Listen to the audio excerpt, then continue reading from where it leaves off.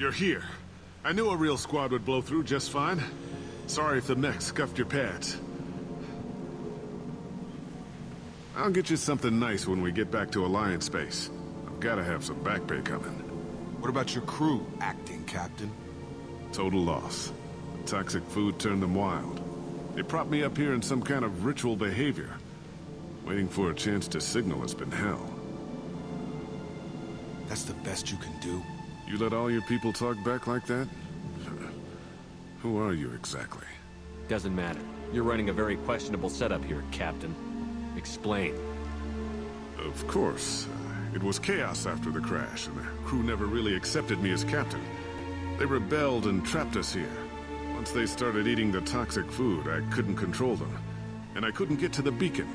Just stop. We know what you did to your crew. Why let this go 10 years? Who the hell are you? Taylor. Lieutenant Jacob Taylor. Jacob. My Jacob? Not who you expected, Captain? I was hoping not to have to explain this to him. Or anyone, really. You have to understand, this isn't me. The realities of command, they change you. I wasn't ready for that. I made sure you were taught right. Before I left, I hoped to leave it at that. I'm not unreasonable, Captain, but 10 years? What happened? God damn it! Why did you do this to your crew? There was resistance to the plan. Mutiny. We had to take a hard line to keep order. And things settled down. As the decay set in, we made sure the crew were comfortable. Some even seemed happier. Ignorance is bliss, right? And they were grateful for guidance, like an instinct. Pure authority was easy, at first. Months in, the effect lowered inhibitions. They got territorial. Rank, protocol, they couldn't understand. We had to establish dominance. After a while, the perks seemed normal. That's it? You created a harem and played king? 10 years in a juvenile fantasy? I can't point to where it all went wrong. But when the beacon was ready, revealing what happened didn't seem like a good idea. What happened to the other officers? Anders found his conscience a little late to step back. He had an accident. Things got tense.